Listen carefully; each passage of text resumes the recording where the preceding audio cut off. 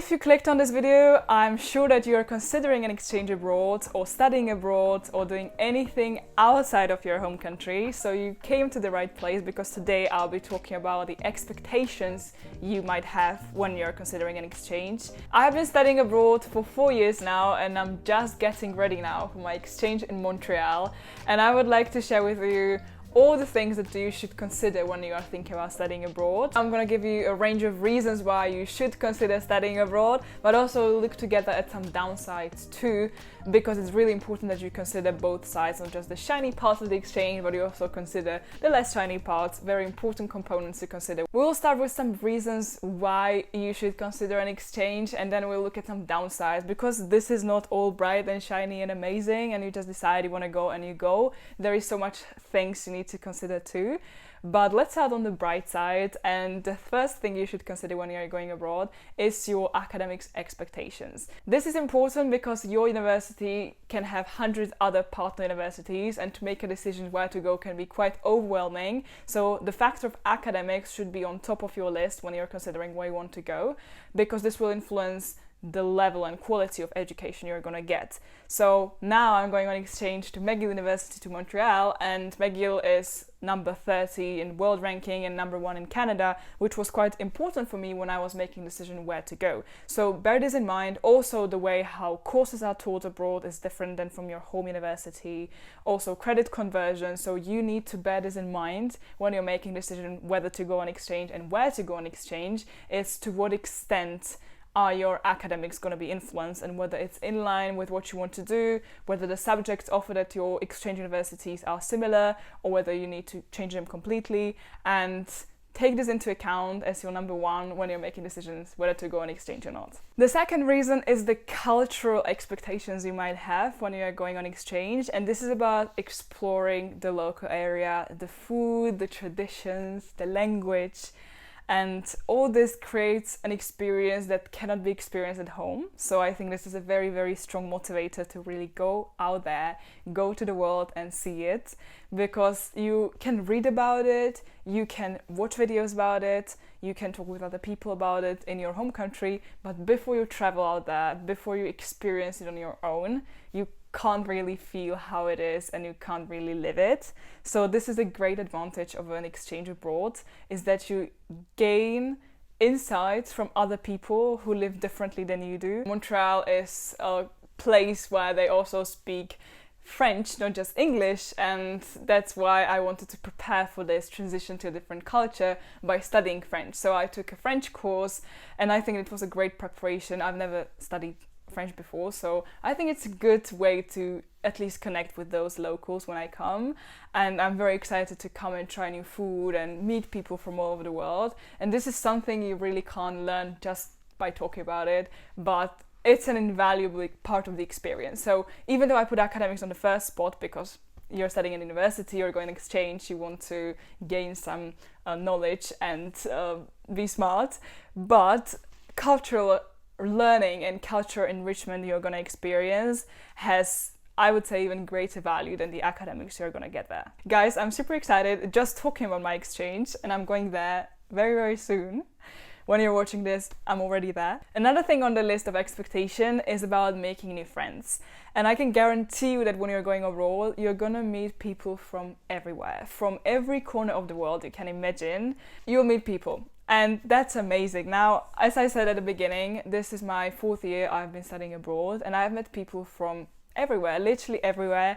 And it's amazing because you get connected with people who think slightly differently. People who come from different places can teach you so much, and it's such an invaluable experience to be able to connect with these people. And yeah, when you'll be traveling and you suddenly will need a place to stay, you can just text these people and you're gonna get accommodation for free. Isn't that amazing? No, I'm just kidding. It's a great way how to meet different cultures in practice. By meeting people from diverse backgrounds, you can make lifelong friendships, and you will not even realize it how you're gonna learn more about yourself. I studied in England for 2 years. I have been studying in Amsterdam for a year and a half now, and now I'm going to Montreal, which still sounds so unbelievable when I'm just saying it out loud, but I'm leaving in 2 days. Crazy. And all these places I've been to and people I met have contributed to me becoming someone who I am now. It can sound very cliche. You will not know how these other people can shape you and help you become a better version of yourself unless you experience it. This is one of the great advantages of going on exchange, that people you're going to meet there will think completely differently than what you're used to from your home country.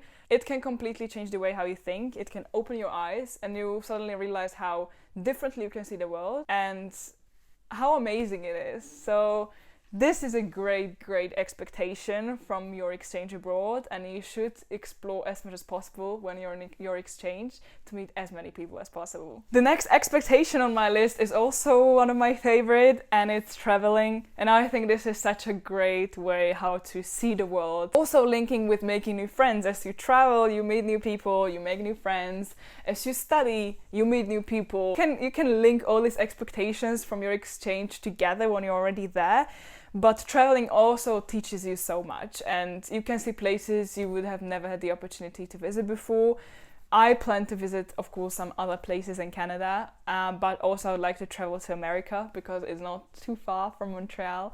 So I can't wait. I'm very excited, and I really hope I'll be able to see parts of the world that I've never seen before, and it will allow me to grow further and become even a better version of myself. I can tell you that the last 4 years have been incredible. They have been extremely difficult, I'm not gonna lie, it's not easy, but it's definitely worth it because you learn so much and you grow as a person. And when you think about personal growth, you often do not know how to imagine and how to think about personal growth.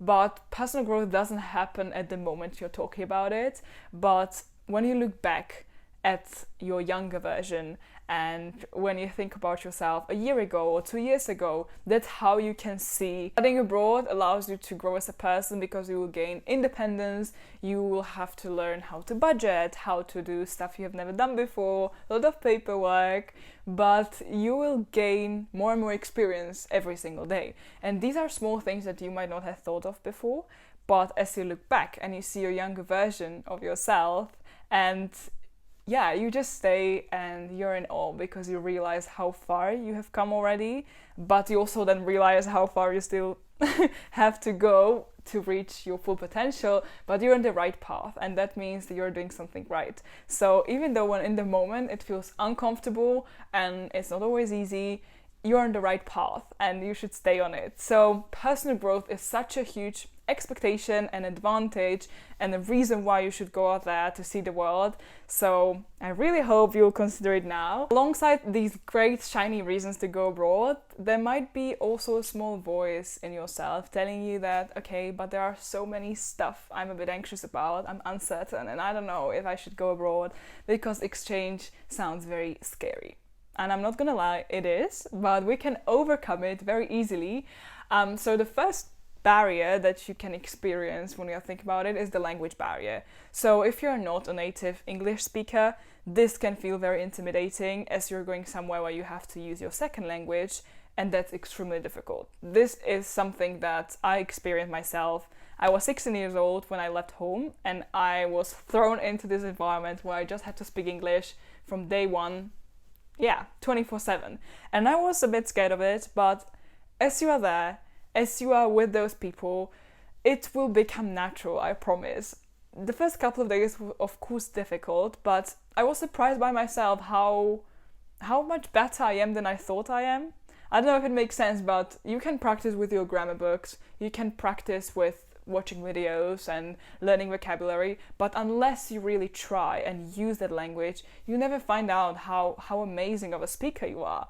So language barriers can be a great struggle when you're considering exchange because it is scary. You might worry what others will think of you when you say something wrong, or what to do when you will not remember a certain word you want to say, and that's very understandable and that's very normal. But people around you, they are looking at you with admiration that you got this far, that you are in their country trying to speak their language, and it's just amazing. Look at yourself, like you are somewhere where you do not feel comfortable around just yet, but you're trying your best to fit in and to use the local language, and it will get better over time, I promise. So try to overcome this barrier, think about it as something that will become better over time, and you just don't have to think about it too much in the present, trying to get better every single day a little bit, and it will soon become natural. One worry can be about basic communications, but other one can be how to keep up with academics in a language you have not studied in before.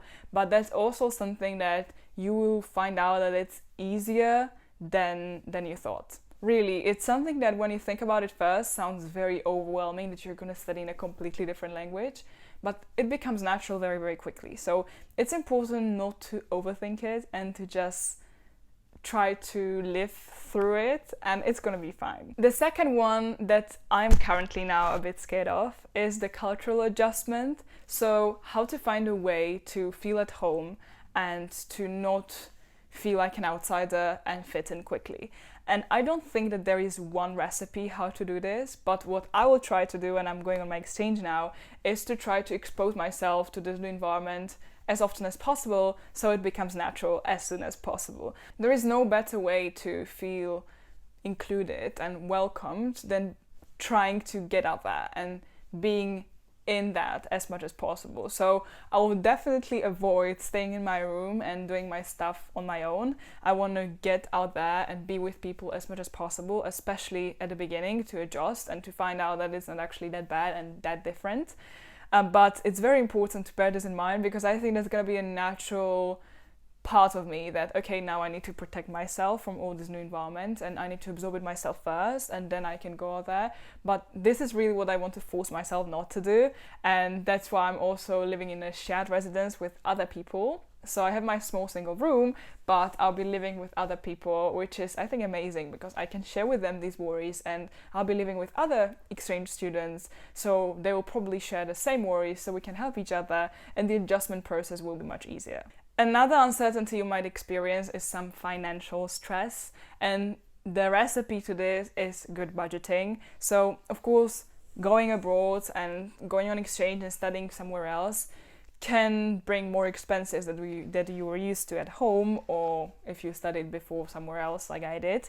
So it's really important to start early to think about these expenses and plan. And when you plan and you follow your plan, you should not be worried about this. There is always an option. So if you're thinking about that this can be too much of a financial burden, you can find a summer job the semester before you exchange, or you can talk to your parents and think about a way how you could finance this. You can also ask around for some scholarship opportunities. There are plenty of them. So it's really important to just research options and don't think that, okay, now exchange has to be extremely expensive and now I can't afford it.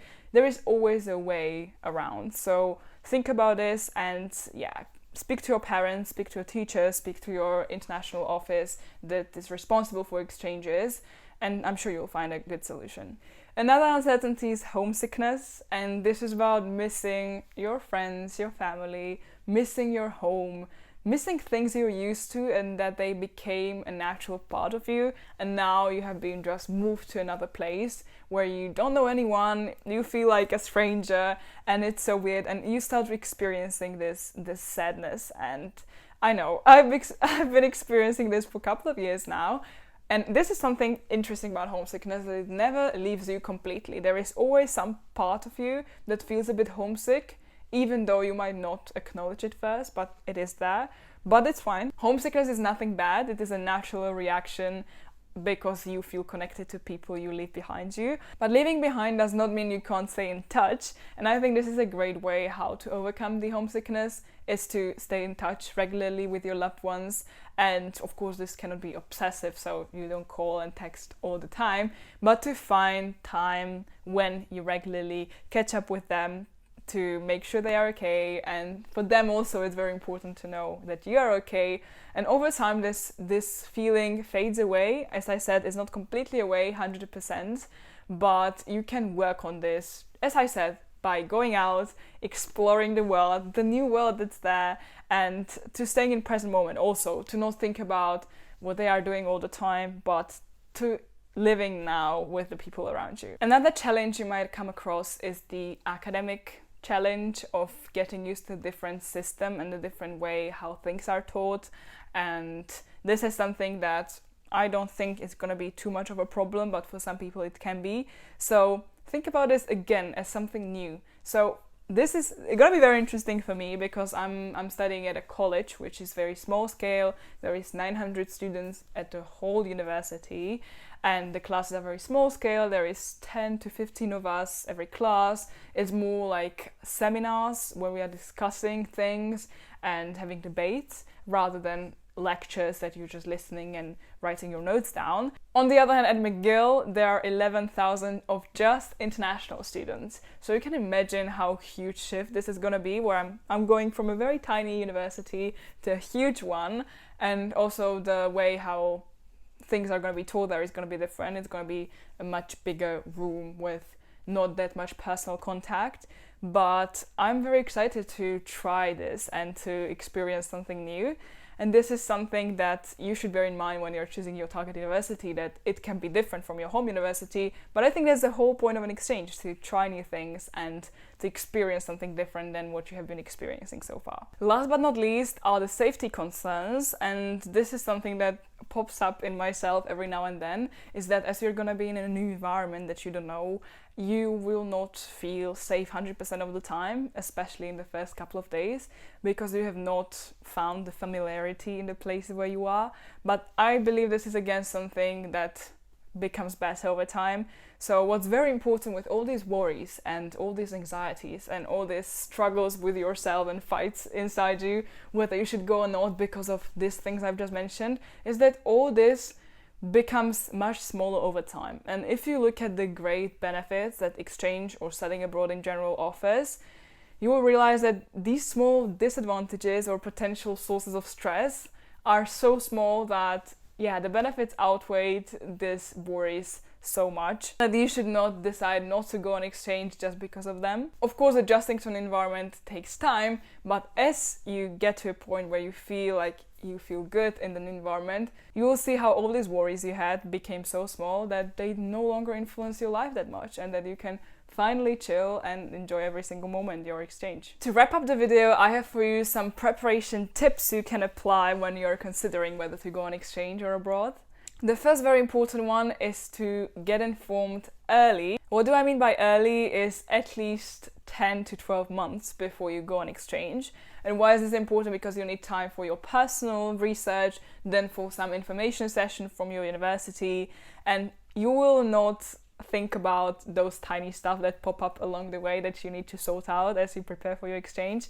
Talking from my own experience. So read some testimonials from previous students and make a decision of your university first, and then of course the country. Think about it that your university choice and your destination are very closely linked, of course, but you should not make a decision where to go on exchange just on the country or just on the university, but make the research jointly. So you think about the context of your country where you want to go, but also of the university itself. Another tip is to be organized, and this is a very important one. I'm sure you know that you need to be organized for all the paperwork that's going to come along your way. I'm not talking just about a visa, but also different applications and letters and health insurance and communication with your university. You will have many small deadlines. Some of them will be set externally by your target university or your home university, but also there will be some deadlines you will need to set for yourself. So the date by you want to have ready your list of universities,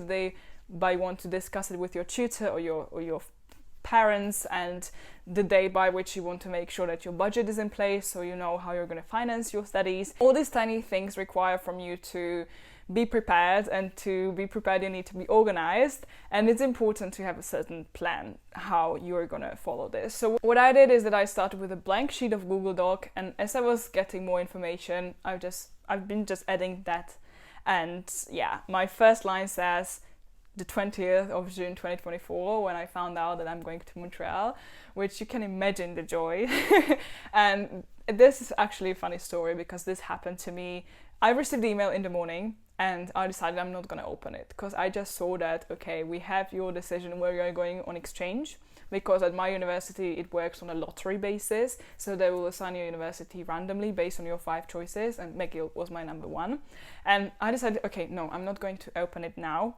So what I did, I waited for my class, and I had Spanish, it was in June, and during the class I was like, no, I need to find out now if I'm going and where I'm going. So I opened the email and I saw that I'm going to Mcgill, and for a moment I was completely just blank.